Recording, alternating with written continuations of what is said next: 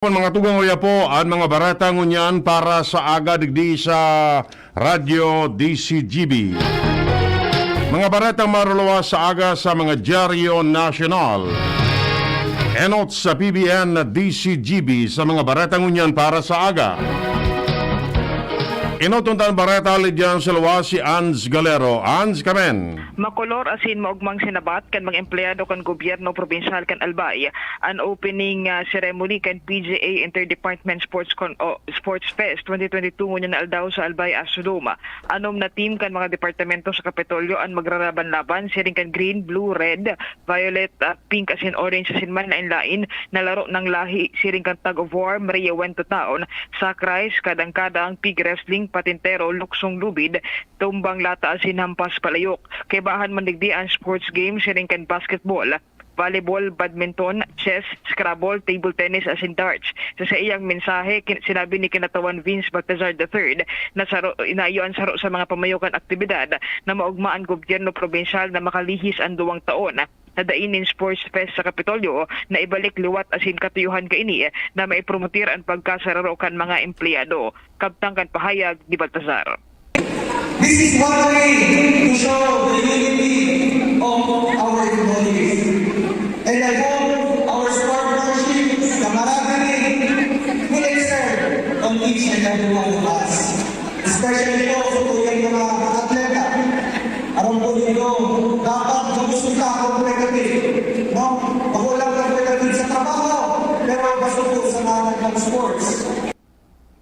Ang pahayag ni kinatawan Vince Baltazar. Dagdag na bareta, Ans Galero, DCGB. Ang baretang ini hatod sa Indukan. Silka Green Papaya Soap. Dahil ang tunay na sign ng pagpaputi, kita in as early as 7 days. Masalanggo pa sa pigdalauman na big time oil price hike ang masabat sa mga motorista sa aga. Mapautob ang Pilipinas Shell, Sea Oil, asin Caltex nin sa 6 pesos 85 centimos na aumento sa presyo kan diesel, 3.50 sa kerosene, asin 1.20 sa gasolina.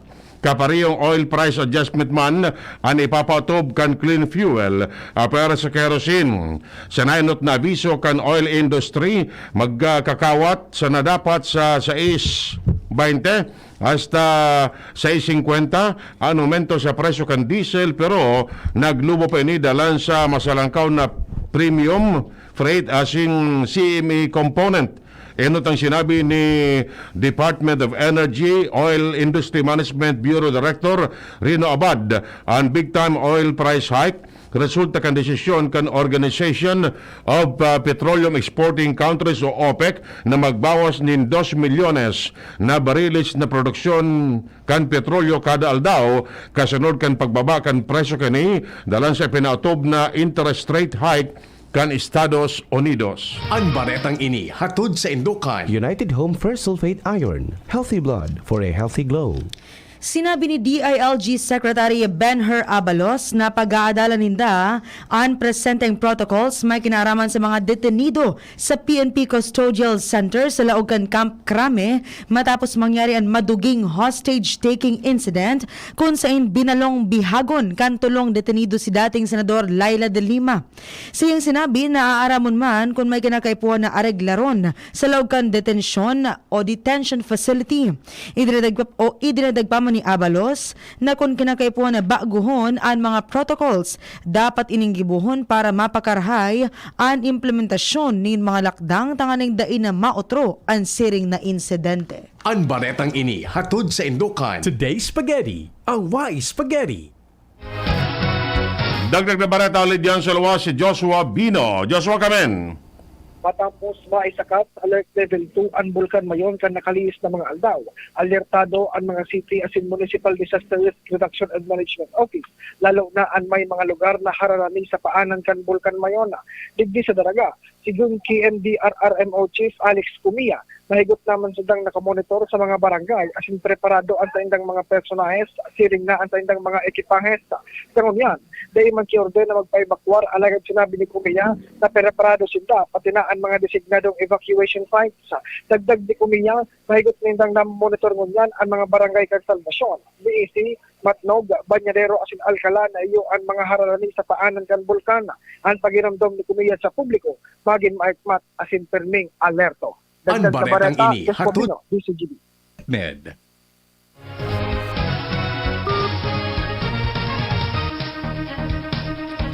Nagapilar na nagkaparang grupo ng transportasyon na suspinderon ng tulo sa 4 na bulan ang excise tax sa petrolyo. Iniapisar kan sigararay na pagitaas kan presyo ng produktong petrolyo na mapakol sa sobra 6 pesos kada litro. Sigun kay Ricardo Ribaño, Presidente kan Federation of Jeepney Operators and Drivers Association of the Philippines o FIDUDAP, ang suspension kan fuel excise tax magayon na alternatibo imbis na maghagid sinda ng panabagong aumento sa pamasahe na magiging sanon sa kan mga pasaheros. Miyaras na sa naging pahayagma ni Moody Floranda, Presidente kan pinagkaisang samahan ng mga tsuper at operators nationwide o Piston para sa pagsuspendir sa fuel excise tax. Dapat man na amindaran ang oil deregulation law as in train law dahil dai nagiging simanal o bulanan ang pag-involto kan produktong petrolyo sa international market. Apisar kini, naglalaom ang nasabing mga grupo na maaaprobaran ang sindang kahagadan sa tahaw ka nag-iitaas na singil sa produktong petrolyo. Ang baretang ini, hatod sa Indokan, GSM Blue. Choose what's true. Choose GSM Blue. Nagsumitir nin propostong lakdang si Occidental Mindoro Representative Olyodi Tariela na may kamawatan na mapugolan ang epekto kan halangkaw na presyo nin gasolina asin diesel sa paaginin implementasyon in progressive excise taxation sa petrolyo sa tao kan piglalaoman na aumento sa presyo kay ni ngunya na semana. Sa House Bill 3628, ang excise tax dapat luway-luway na bawasan mantang nagpapadagos ang aumento sa presyo kan mga produktong petrolyo. Siyang sinabi na dapat ang gobyerno makagibunin lakdang tanganing mabawasan man ang epekto kan oil price increase. Ang baretang ini, hatod sa Indokan, Maggi Magic Sarap. Ang nagmamahal, nagmamagi. Tiglalauman na kan World Health Organization ang pagitaas kan mga bagong kaso dalan sa pararaning taglipot sa Europa, North America, asya nagkaparang parte kan Asia. Sigun kay WHO Director General Tedros Ghebreyesus na nagkaparang nasyon sa Europa, nag-report ni pag-itaas ni mga kaso kan COVID-19 na nagresulta man sa mas dakol na hospital admission. Apisar kan may pigsusubaybayan pamanggararay na sobra sa 300 na sub-variants, ang Omicron pamanggararay ang nangangenot na kausa kan paglakop kan helang. Mientras na hinagad man ni infectious disease expert Dr. Rontgen Solante sa publiko na magpa-booster na dahil kadaklan sa mga pasyente na na-hospital daing booster. Nagbaba na ang immunity kan mga natudukan kan COVID-19 vaccine, lalo na sa mga nagpatudok sa nakaaging 6 na bulan, kung kaya dapat maging maingat asin pirming magsulog nin face mask. Ang baretang ini, hatod sa Indokan, RightMed. Pag may check, that's the right one. The right one is RightMed. Nakapaluwas na ang Department of Budget and Management ni nasa 29.5 bilyones pesos na kantidad din asistensya sa iba-ibang beneficiaryos sa primerong sanggatos Dias ni Presidente Bongbong Marcos. Si Indang sinabi na ang iba-ibang klase ng tabang kibanan suporta sa mga paratanom na naafektaran kan rice tarification law, vulnerable households dahil sa epekto kan inflation, pati ng mga nasa crisis situation siring man bagyo asin linog. Idadagman ka na DBM na suportado nindaan mga plano, programa asin proyektos kan presenteng administrasyon sa primerong sanggatos Dias siringman sa mga masunod pang taon na makakasimbag sa pangangaipo kan lambang sarong Pilipino. Dagdag na bareta ulit dyan sa luwas si Luwens Barsana. Luwens Kamen. Mating-mating na talaga digdi sa syudad kan Legazpi ang ipinag-iimplementar ni OIC Chief of Police, Police Lieutenant Colonel Dennis Valia na paruluwason ang mga kapulisan sa oras kan pangangaipo kan publiko. Ini pagkatapos naman nataran kan DC Divinyos sa mga manlain-lain na mga intersection road digdi sa syudad kan Legazpi and digdi sa may UST Legazpi pasiring sa regional center site na kung saan sa iyang ipinatatalagsag digdi ang mga kapulisan tangani ng bantayan na pagmamanihar kan trapiko tangani ng dainin na madiskwido na mga nagbabaralyong mga empleyados ka na gobyerno sa regional government center site asin mga estudyante kan UST Legazpi. Apisar kan siring na bagay, nakikipagtuwang man ang Legazpi City Police sa Public Safety Office kan Legazpi. Digdi sa may intersection kan Buknod to Bugtong, diversion road, digdi sa nasambitan ng lugar tangani ng maniharon man na trapiko, lalo na kunya na oras nin rush hour. Sa pakikipag-ulag kan DCGP News, kaya balya tayang ipinagunambitan na mga kapulisan kan Legazpi, pirit niyang pinagpapaluan. Lalo na kunday man hindi gibuhon nini sa laog kan basura tangani ng mamatian kan mga tao na napabantayan kan pulis ang syudad asin maging ligtas sa man ang mga peligro dahilan kan police visibility. Ipinangako man ni Balya sa sakot niya sa turno bilang hepe kan Legazpi, enkargadong opisyal kan syudad bilang hepe kan Legazpi City PNP sa iyang papagurugon ang kapakanaan o kaya ikatamaray ka na publiko lalo na kan mga nagpapasiriring sa sentro kan Legazpi kaya nilang maging ligtas sila sa man na peligro sa iya man pinapangapudan na sa mga nagtatapirang mga pedestrian, mga commuter na nagralakaw-lakaw digdi sa syudad. Kapag man noon man giraray ang sa ilang mga personal na gamit ang na maging maingat dahilan sa mga oras na ini lalo na kung dakulo na economic activity sa syudad. Natural daw talagang igwanin may mga gusto talaga maghirikonin mga mararaot lalo na ang mga nangaharabas alagad sa iyang ipinagunambitan na sangon yan magpapadagos man ang sa indang pagbabantay tangani ng mga prebentaran na siring na bagay man na oras digdi sa syudad kan Legazpi. Dagdag na bareta, ako po si LBB. Kinonfirmar kan Department of Health na nag-itaas ang kaso kan pneumonia sa nasyon sa primerong 6 na bulan kan presenteng taon. Sigun sa DOH Epidemiology Bureau, 17,848 individual ang tinamaan ni pneumonia kung sain 8,934 ang mga babaeng tinamaan mantang 8,914 naman ang mga lalaki nakadaklan hali sa 1 to 4 years age group. Sinundan nin 29 días sagkod na 11 bulan asin 5 to 9 years age group. Sa datos kan DOH, ang Calabarzon ang nangyayari sa riyon na may pinakalangkaw na kaso na iguan ng 3,828. Sinundan kan Northern Mindanao na iguang 3,425 asin Cagayan Valley na iguang 3,295. Sagkod na sana sa Oktubre 15 ang aplikasyon para sa University of the Philippines College Admission Test o test o UPCAT para sa academic year 2023 to 2024. Iniyan pahayag kan UPCAT UP System sa pagikan sa indang Facebook page kung saan ang mga interesadong aplikantes pwedeng magbisita sa official website kan UP Office of the Admissions. Sa indang sinabi na dapat siguruhon na makasumitir kan gabos na mga kinakaipuan na requisitos siring sa online application forms asin ang hard copy of records sa Oktubre 15, 2022. Saro ng lay ang lakdang na nag-oobligar sa pagpaparehistro kan phone users sa sendang SIM card o Unsubscriber Identity Module o SIM Registration Act. Ini matapos pirmahanan ni Presidente Bongbong Marcos ang nasabing lay. Saro ini sa nailing na paagi para mapapundo na ang text scam o pangloloko gamit ang mga iba-ibang mobile numbers. Ang SIM Registration Act ang pinakaprimerong lakdang o lay na naprobaran kan Presidente. Sa lindong kay ni, ang gabos na papabakal na SIM cards, deactivated muna asin sa kasana magana kung nairestro na sa Public Telecommunication Entity.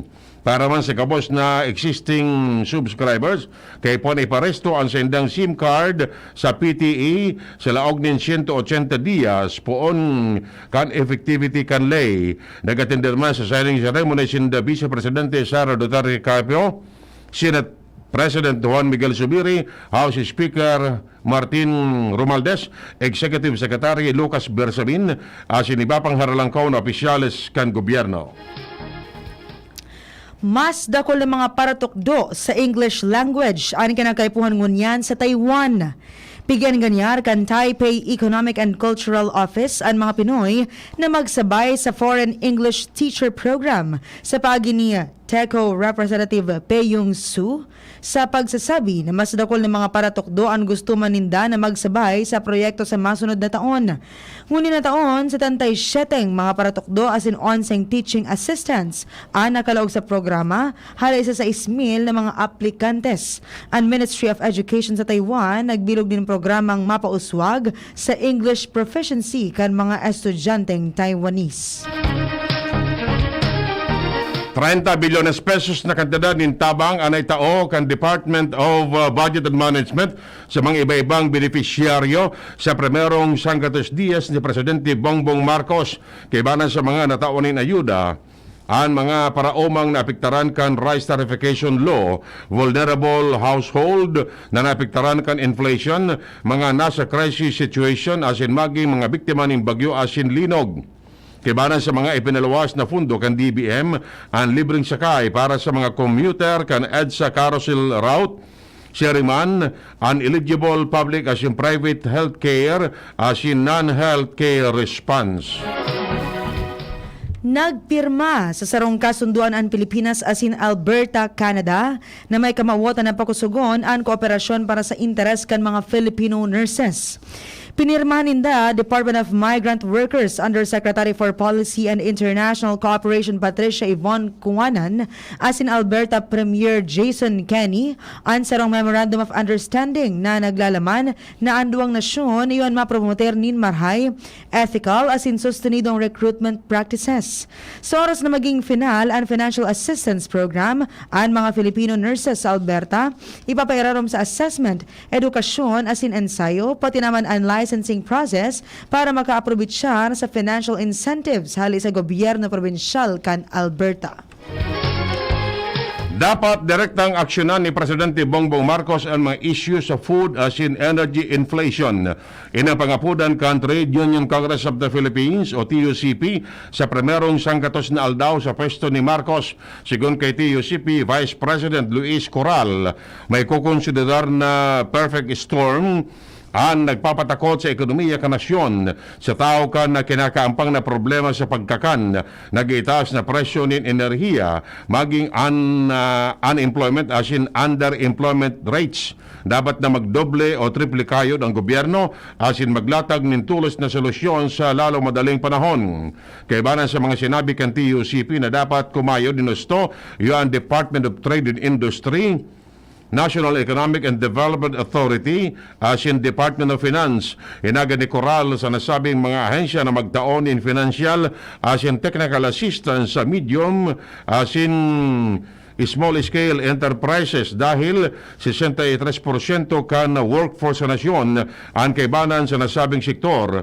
Mientras na ipinangapunan man kan TUCP kay Marcos na magdesignar na nin full-time secretary kan Department of Agriculture. Iguana ngunyan ang Philippine Red Cross nin 5 state-of-the-art training mannequin.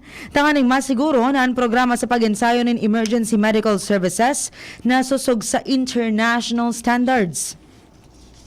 Sinabi kan PRC na ang training robot iyon mataon in real-life simulation experience sa mga persona na maensayo bilang emergency medical responders as in emergency medical technicians. Mataw man ini kaaraman sa critical life-saving knowledge sa saindang mga tauhan para sa ambulance operation management as in mass casualty incident management.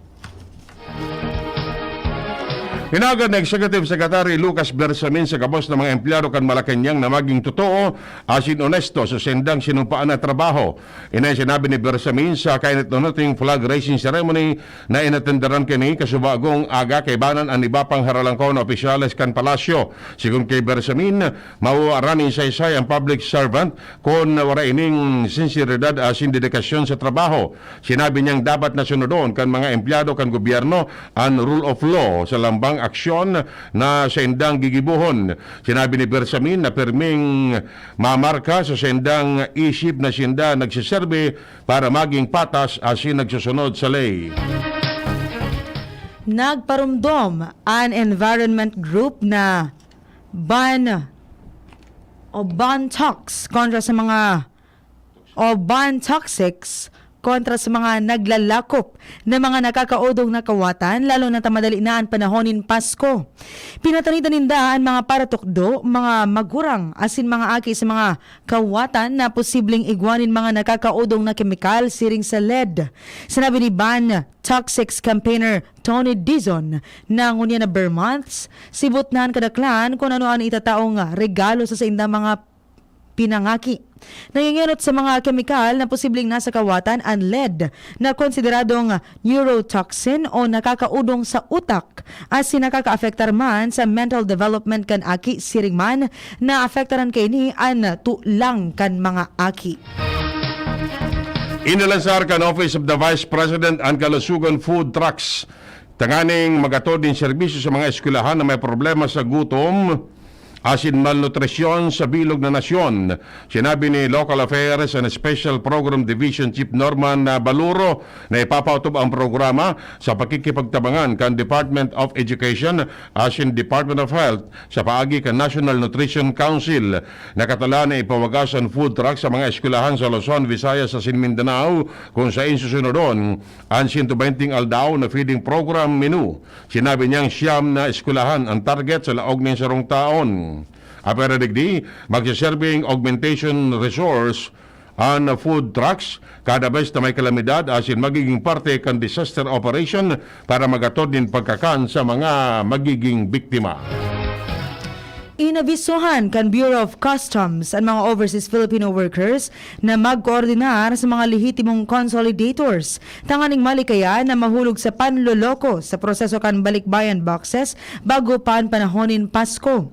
Sinabi ni BOC spokesman na sin Customs Operations Chief Arnaldo De La Torre na sinda nagpapatanid sa mga OFW lalo na mga nasa Medio Oriente na ugidon ang pagiging lehitimo kan mga consolators bago magkaigwaning transaksyon. Siyang sinabi na iniyan dapat gibuhon tanganing dai malansi sa siring na mga panloloko. Sa kamautan na dain na mautro gararay ang hostage-taking incident sa laog mismo kan Philippine National Police Custodial Center sa Camp Crame. Mapautob nin reforma ang PNP. Sigon kay PNP Chief General Rodolfo Azurin na magkakaigwana nin body-body system ang mga polis na magpapakaon sa mga detenido. Sinabi ni Azurin na base sa eksperyensya kanakaangi aldaw pigsurugan kan tulong miyembro kan Abu Sayyaf Group na magbalo na magdulag sa sendang custodial facility si Police Corporal Roger Agustin kung sain sinaksak ini nin tinidor sa paagi nin body-body system dahil na magigibo pang pagsurugan ang mga polis. Mientras na daiman in planong armasan kan PNP ang mga polis na maatod din pagkakan sa mga preso. Paliwanag ni Azurin na garong mas magiging delikado kung may armas ang mga polis dahil posible pa ining maagaw. Sisiguro mo na daing nakatago na deadly weapon ang mga preso kapag tapos na sindang magkakan para sindaman ang makapagpainit man nin diit. Gabos na security protocol sa indang irepaso tanganing di na matro ng insidente kaso udma asin masiguro na ang gabos na nakukulong sa custodial center ligtas asin nasa marayman na sitwasyon. Nagsumpa bilang bagong miyembro kan Philippine Coast Guard Auxiliary Executive Squadron ang aktres asin alkalde Lucy Torres Gomez kan Ormoc City. Pinanginota ni PCG Commandant Coast Guard Admiral Artemio Abu ang donning of rank as in oath-taking ceremony ni Auxiliary Commodore Torres Gomez sa Ormoc City. Kasabay ni Torres Gomez ang sa iyang agom na si Leyte Representative Richard Gomez as in Auxiliary Captain Dieter Ocampo na sa ruman na aktibong miyembro kan PCGA.